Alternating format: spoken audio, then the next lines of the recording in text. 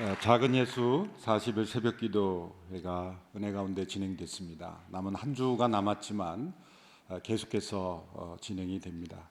새벽기도의 시간을 그래서 새벽기도 40일 끝난 이후부터도 동일한 시간대로 계속하려고 합니다. 일부를 5시에서 5시 20분으로 조금 늦추어서 이 시간이 대중교통을 타고 오실 수 있는 첫 시간이기 때문에 시간을 좀 늦추어서 많은 분들이 올 수 있도록 하고, 또 시간 새벽 기도의 기간을 30분으로 압축해서 알차고 짧게 또 개인 기도 시간을 많이 가질 수 있도록 하려고 합니다.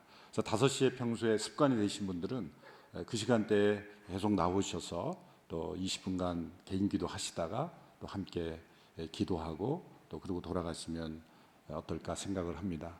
또 2부 새벽 기도는 6시 30분으로 또 변경해서 역시 30분 단위로 알차게 준비를 해서 저희가 계속해서 이 40일 기도 회가 끝난 것으로 끝나는 것이 아니라 계속 이어갈 수 있는 올 한 해가 되었으면 좋겠습니다.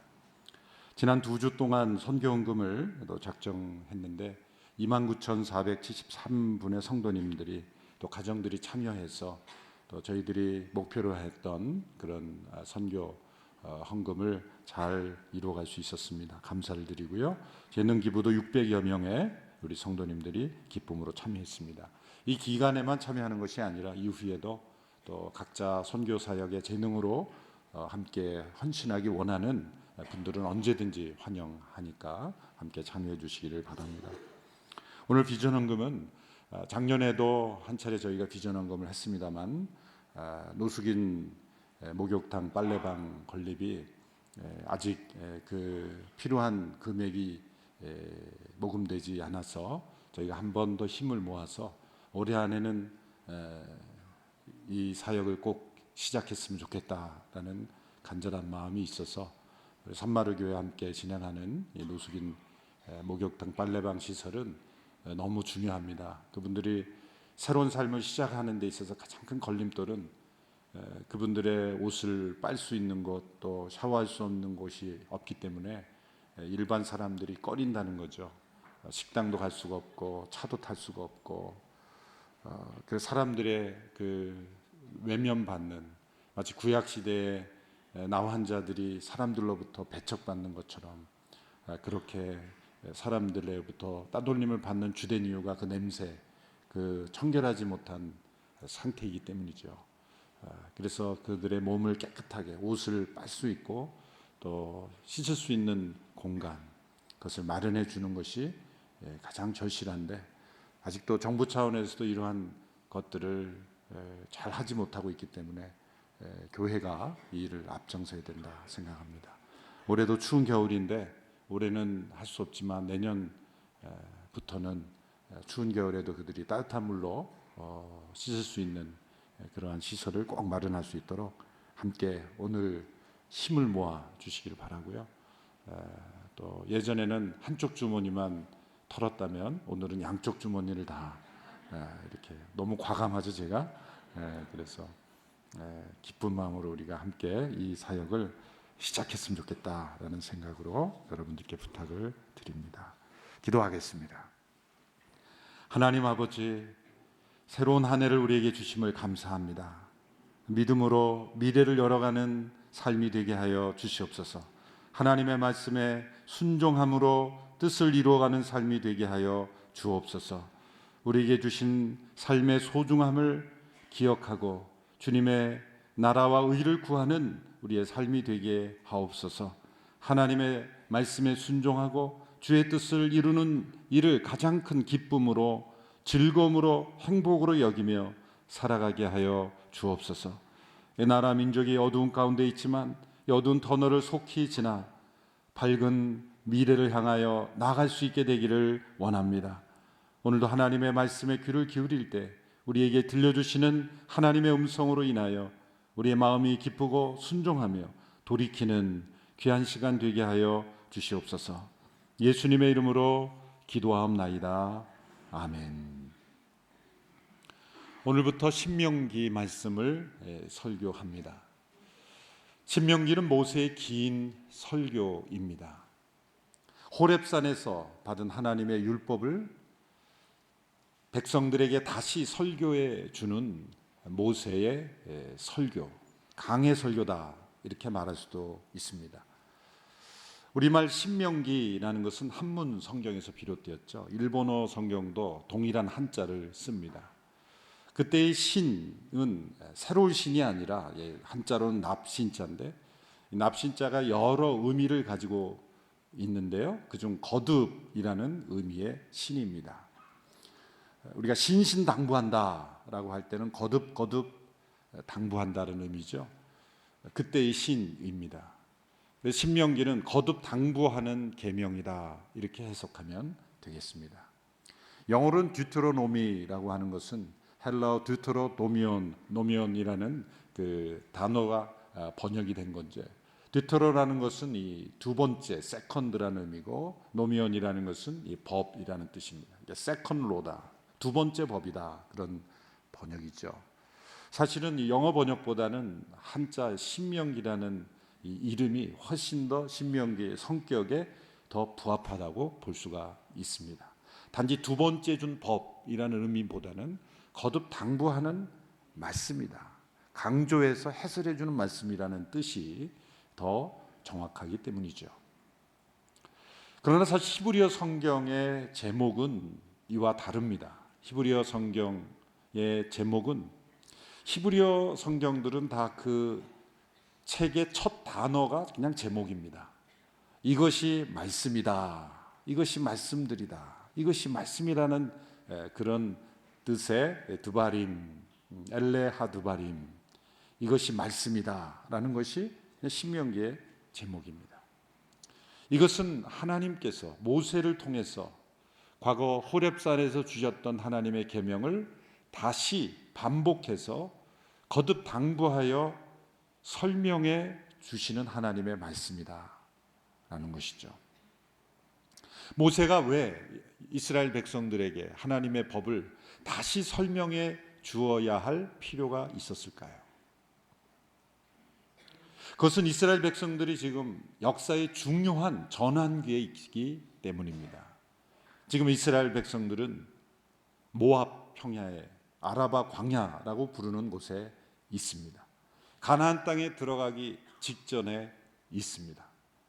출애굽한 지 40년이 지나서 광야의 생활을 지난 이후에 이제 가나안 땅에 들어가기 직전에 있는 그 백성들에게 모세가 호렙산에서 과거 40년 전 받았던 그 법을 다시 설명해 주어야 할 필요성이 생기게 된 것이죠. 1장 1절과 1장 5절의 말씀을 보면 그들이 처해 있는 이 시점을 설명하고 있습니다. 1장 1절 말씀 같이 읽습니다. 시작. 이것은 모세가 요단강 동쪽의 아라바 광야 곧 바란, 도벨, 라반, 하세롯, 디사압 사이에서 모든 이스라엘 백성들에게 말한 것입니다. 1장 5절. 모압의 영토에서 모세가 이 율법을 상세히 설명하여 말했습니다. 모압의 영토, 요단 동쪽 아라바 광야에서 율법을 상세하게 설명해 준 것이다 라는 거죠. 모세가 율법을 다시 설교 그리고 설명해야 하는 첫 번째 이유는 대상이 바뀌었기 때문입니다. 첫 번째 호렙산에서 율법을 받았던 대상은 애굽에서 자라난 출애굽 1세대들입니다. 근데 그들은 이 광야 40년을 지나며 다 죽었습니다. 여호수아와 갈렙을 제외한 모든 세대들이 다 바뀌었다는 거죠. 이제 가나안 땅에 들어갈 세대는 출애굽 2세대들입니다. 그들은 광야에서 태어나 자란 젊은 세대들입니다. 40년 동안 자라난 세대들이니 비교적 다 젊은 세대들이죠. 이 차세대들, 다음 세대들에게 그 땅에 들어가서 살게 되었을 때 어떻게 살아야 될지를 교육할 필요성이 생기게 된 것이죠. 대상이 바뀌었기 때문입니다. 첫 번째 율법을 받았던 대상들이 아니라 이제 새롭게 자라난, 광야에서 자라난 사람들은 이 호렙산에서 받은 율법을 다시 기억해야 될 필요가 있었다는 거죠. 두 번째 이유는 상황이 바뀌었습니다. 지금까지는 광야 시대였습니다. 그래서 하나님께서 기적적인 도움을 통해서 만나와 메추라기, 때로는 반석에서 물을 나게 하시고 이런 하나님의 기적의 도움을 통해서 살아왔습니다. 유목 시대였습니다. 유랑 시대였습니다. 그런데 가나안 땅에 들어가면 이제 정착민으로 살아가게 됩니다. 이제는 만나가 그치게 됩니다. 자신들의 씨를 뿌려 농사하고 수고하여 어둠으로 살아가야 하는 그런 시대가 되었습니다. 상황이 바뀌었기에 하나님의 율법을 다시 해설하여 적용할 필요가 생긴 것이죠.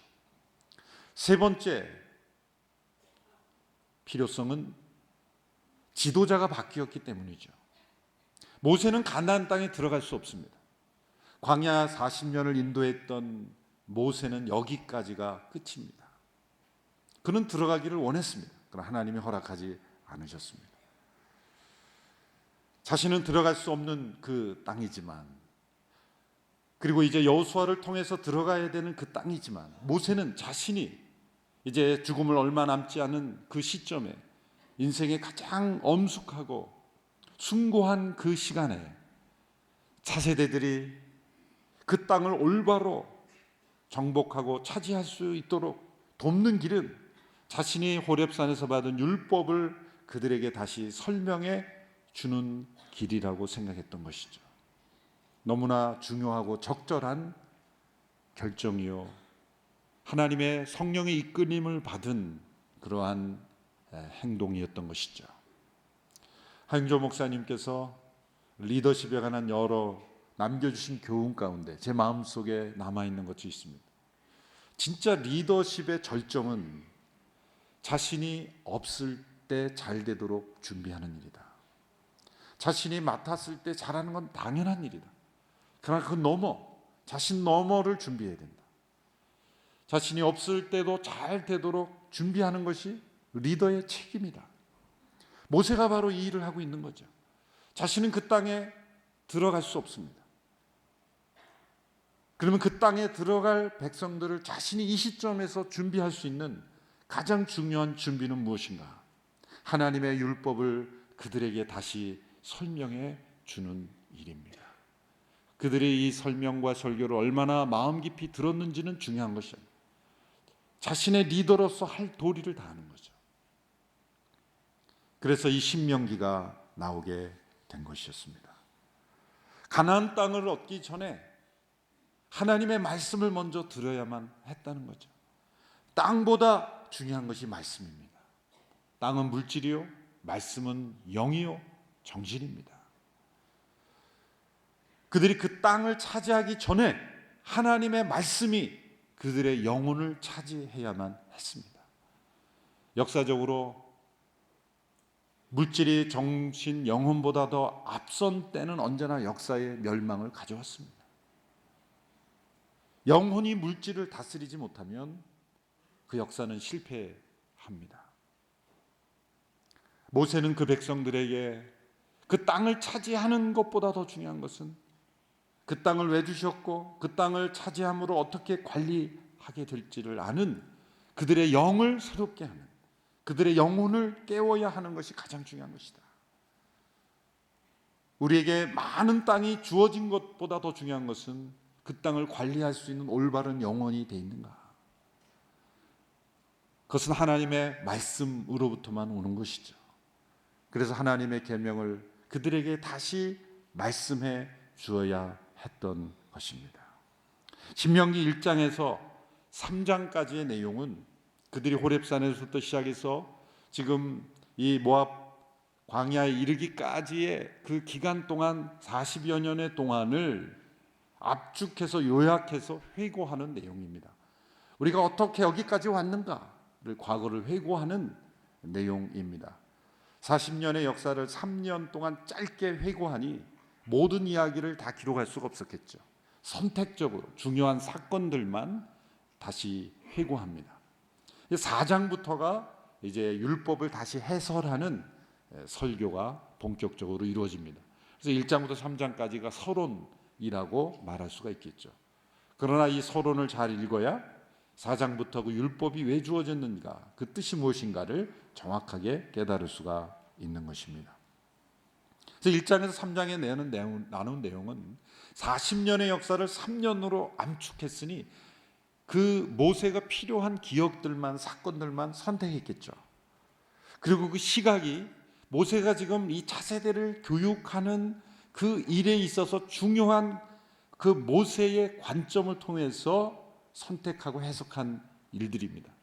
그래서 이 출애굽기와 민수기에 나오는 그 내용과 약간 상이한 것처럼 보이는 기록들이 있어요.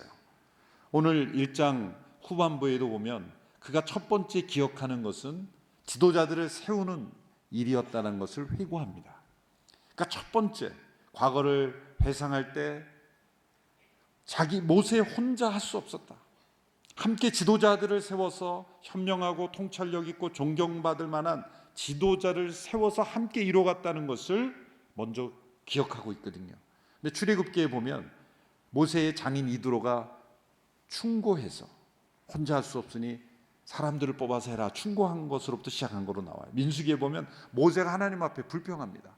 제가 언제 어떻게 이 짐을 집니까 그랬더니 하나님께서 사람들을 세우라 그래서 한 것으로 나타나는데 신명기는 모든 것을 종합한 거죠. 결론 중요한 것은 누구로부터 시작됐고 어떤 과정을 통해서 거쳤든지 간에 모세의 기억에 남아있는 것은 무엇이냐면 나 혼자 할 수 없었던 일이다. 그래서 지혜롭고 현명하고 존경받는 리더십들과 함께 해야 된다. 이 역사적 사명은 혼자 할 수 있는 것이 아니다. 함께 협력하는 리더십으로 가야 된다. 그것이 모세의 기억에 중요한 교훈으로 남은 거예요. 분석적이고 비판적인 사람은 출애굽기, 민수기, 신명기가 서로 다르니까 이거는 짜집게 된 것이고 이건 다른, 사람들이 우리 과거 역사를 기억할 때도요, 동일한 사건을 기록할 때도 똑같은 상황, 똑같은 실제로 있음에도 불구하고 자신의 기억에 따라서 다른 관점을 보는 거예요. 그만큼 우리의 기억이 중요한 겁니다. 저는 그래서 이 말씀을 통해서 모세의 기억 속에 남아있는 그 결론적인 기억이 이처럼 중요한 것처럼 우리가 과거의 역사를, 현재의 역사를 바라보는 그 해석하는 기억의 틀이 중요하다는 걸 말씀드리고 싶습니다. 대한 국가 지도자들이 은퇴 이후 회고록을 쓸 때 있었던 모든 일을 다 기록하는 것이 아니잖아요. 핵심적인 중요한 그의 기억 속에 역사에 가장 중요하다고 생각되는 기억, 남은 기억을 가지고 기록하잖아요. 그런데 때로는 그것이 해석의 틀에 따라서 다른 사람들에게는 다르게 느껴질 수도 있는 거예요. 동일한 사건, 동일한 현장에 있었던 사건일지라도 해석의 틀에 따라서 다른 사건이 될 수처럼 보일 수도 있는 거죠. 모세가 이 신명기를 기록하면서 광야 40년을 지날 때 지도자의 입장에서 하나님과 가까이 동행했던 그 지도자의 기억 속에 남아있는 기억의 틀이 무엇인가, 그것이 중요해요. 참 지도자에게 있어서는 역사의식이 중요하죠. 뿐만 아니라 역사를 해석하는 기억의 틀이 무엇인가가 굉장히 중요합니다. 여러분, 지도자를 뽑을 때 그 지도자가 과거에 교통법규를 몇 번 위반했냐 뒤져가지고 그거보다 더 중요한 게 그 사람의 머릿속에 어떤 역사관이 있는가, 어떤 역사의식이 있고 그 역사를 보는 그의 기억 속에 남아있는 그 기억의 틀이 있어요. 그것을 분별하는 것이 너무 중요합니다. 자, 모세를 보십시오. 그가 과거의 역사를 해석할 때 중요한 기억의 틀이 나와 있어요. 2절에서 3절에 보면 그것은 이스라엘 백성들이 출애굽한 직후에 가나안 땅으로 바로 들어갈 수 있었는데 광야에서 40년을 방황하게 된 실패 역사의 기억이 그의 모세의 마음속에 가득 차 있다는 거예요. 2절에서 3절의 말씀을 보십시오. 2절 3절 같이 읽습니다. 시작. 세일산을 거쳐 가데스 바네아로 가는 데는 11일이 걸립니다. 40년째 되는 해 11째 달 1일에 모세가 여호와께서 이스라엘 백성들을 위해 말씀하신 모든 것을 선포했습니다. 호렙산에서 가데스 바네아까지 가는 데는 11일이 걸립니다. 10하루날이면 갈 수 있는 거리를 이스라엘 백성들은 몇 년이 걸렸어요? 40년이 걸렸어요. 여러분의 인생 가운데 10하루날이면 갈 수 있는 거리를 40년 걸려서 간 경험이 있으십니까? 어떤 프로젝트를 이루는 게 아니라 그냥 단순한 이동입니다. 우리는 1시간 걸려 갈 길을 때로 길이 막혀서 하루 종일 걸리면 아주 통탄해하죠. 저도 가족들과 함께 한 수년 전인 것 같아요. 강원도에 그 명절 때 가는데요. 그 강원도의 목적지까지 가는데 17시간인가?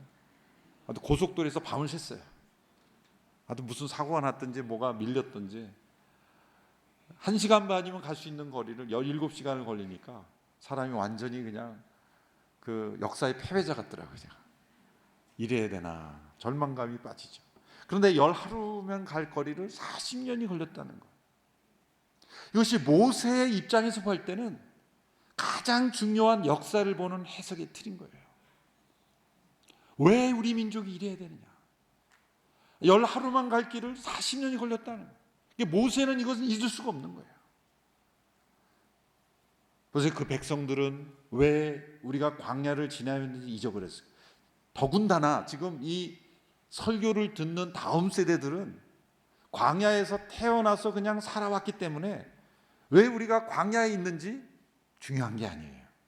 그냥 광야에 있다는 실제가 중요하고 현실이 중요하지, 왜 우리가 광야 40년을 지금 지냈는가? 40세 된 사람은 그냥 광야에서 태어나서 광야에서 살아온 거예요.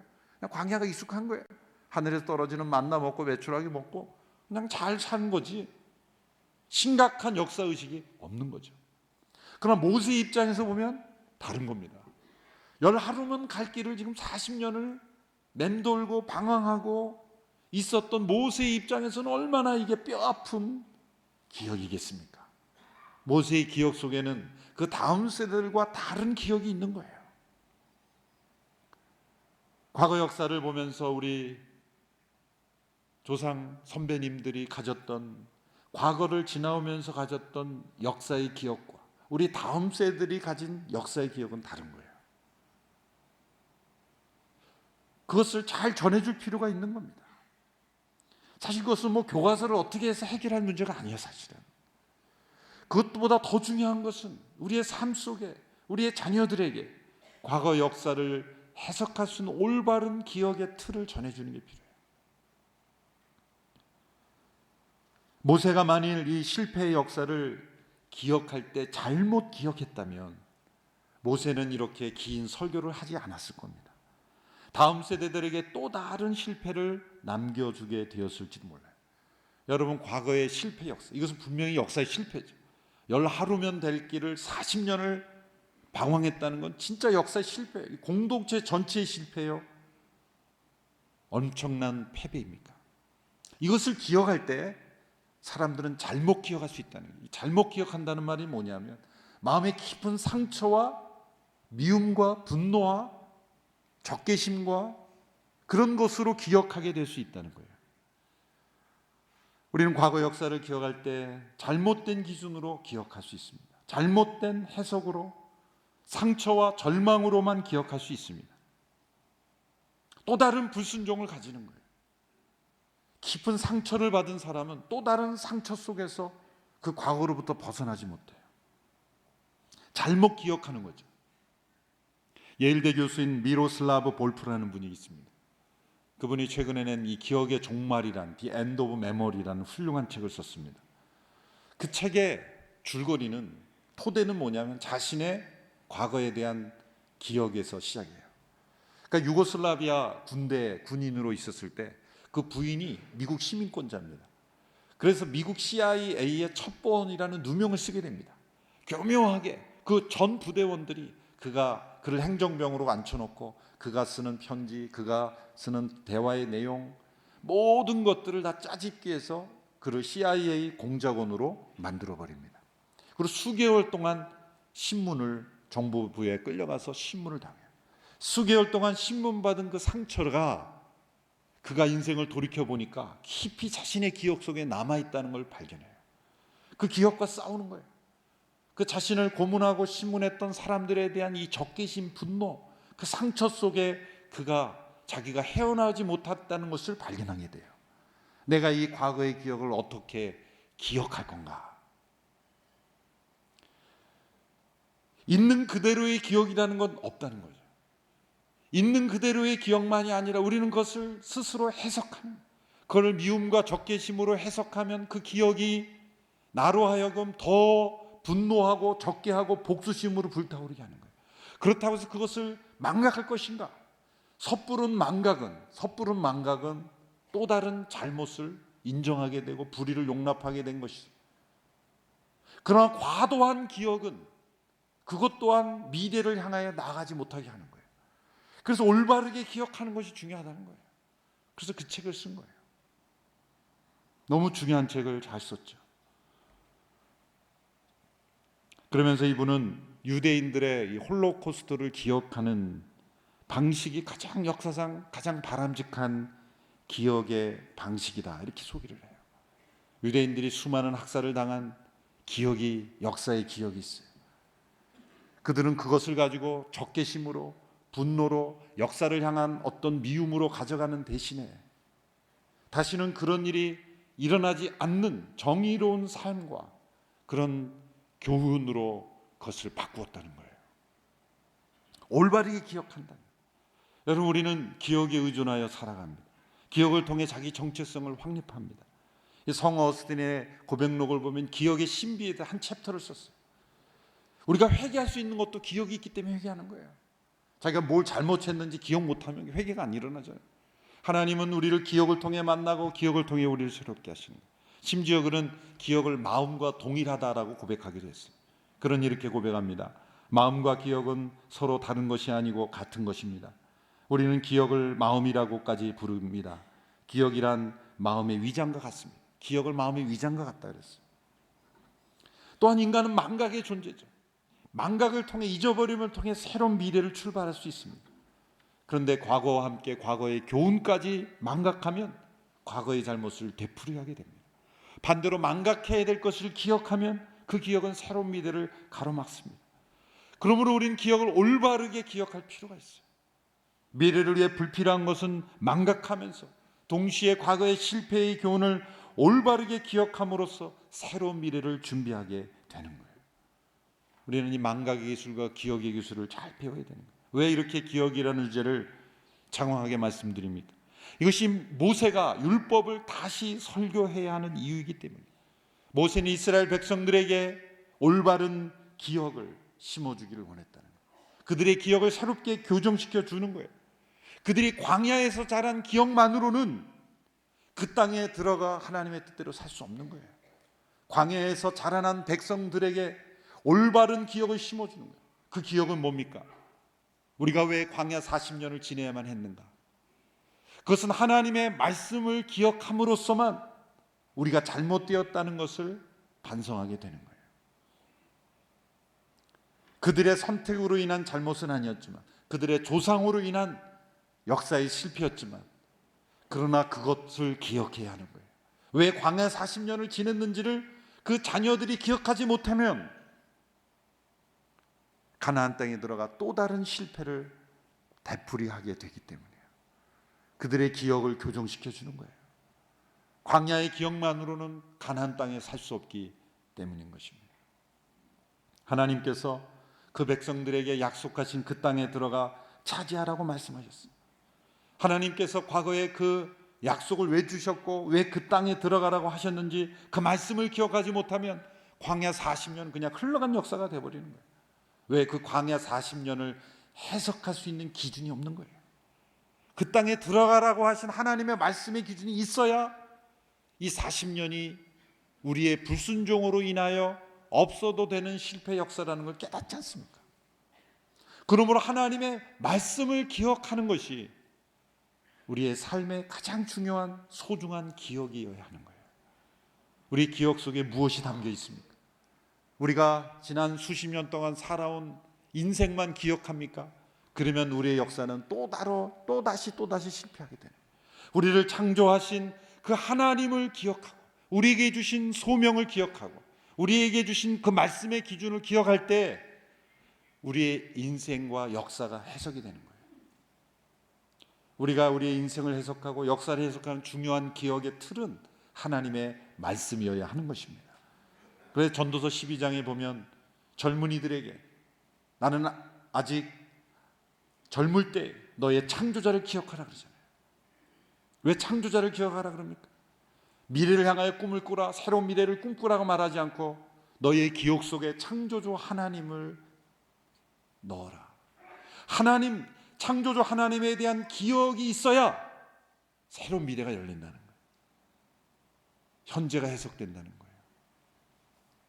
모세가 하나님의 율법을 새로운 세대들에게 설교하여 가르친 것처럼 역사적으로 하나님의 말씀이 가르쳐질 때 시대의 개혁이 일어났어요.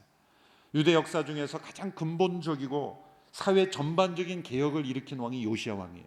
그런데 그 요시야 왕이 개혁을 일으킨 동기가 뭐냐면 어느 날 성전을 관리하던 자가 모세가 전해준 율법책을 발견합니다. 그 율법책을 읽음으로 인해서 개혁이 일어난 거예요. 모든 학자들은 공통적으로 그 율법책은 아마 신명기였을 것이다. 추정이지만 아주 타당한 추정이죠. 신명기의 말씀, 모세가 다음 세대들에게 전해준 그 말씀을 백성들이 왕으로부터 읽고 그 말씀대로 행하기를 결단했을 때 종교개혁뿐만이 아니라 사회 전반의 개혁이 일어난 거예요. 포로 후에 백성들이 돌아왔을 때 개혁이 또 일어났어요. 학사 에스라가 하나님의 율법책을 백성들에게 가르쳤을 때 그들도 회개하며 하나님 앞에 돌이키는 개혁의 역사가 일어나요. 그 책도 동일하게 신명기였을 것입니다. 그래서 2017년도를 시작하면서 신명기를 설교하는 이유가 여기에 있어요.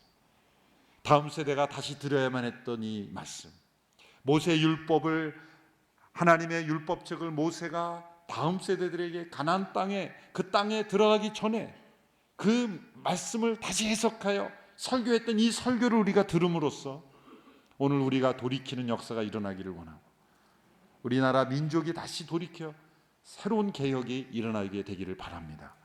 무엇보다도 우리의 기억 속에 하나님의 말씀의 기준이 심겨지기를 원합니다. 우리가 무엇이 잘못되었고 무엇을 돌이켜야 되고 이 역사가 어디로 지금 흘러가고 있는지 하나님의 말씀에 대한 기억으로 새롭게 함으로써 우리의 과거의 실패를 올바르게 기억하고 상처와 분노와 적개심으로 기억하는 것이 아니라 올바른 교훈으로 그리고 새로운 삶으로 나아가게 하는 기억으로 우리의 삶 속에 기억되기를 원합니다. 이 신명기의 말씀을 통하여 하나님의 말씀이 우리의 삶을 통해 역사하는 그런 한 해가 되기를 주님의 이름으로 축원합니다. 기도하겠습니다. 하나님 아버지, 모세를 통해 이스라엘 백성들에게 참된 기억을 가르쳐 주시고 하나님의 말씀 앞에 다시 서게 하신 것처럼 2017년도 한 해 이 신명기 말씀을 통하여 우리의 인생의 기억 속에 역사를 해석하는 기억의 틀로 하나님의 말씀을 붙잡게 하여 주시옵소서. 예수님의 이름으로 기도하옵나이다. 아멘. 함께 영상을 보신 이후에 비전헌금에 참여하겠습니다.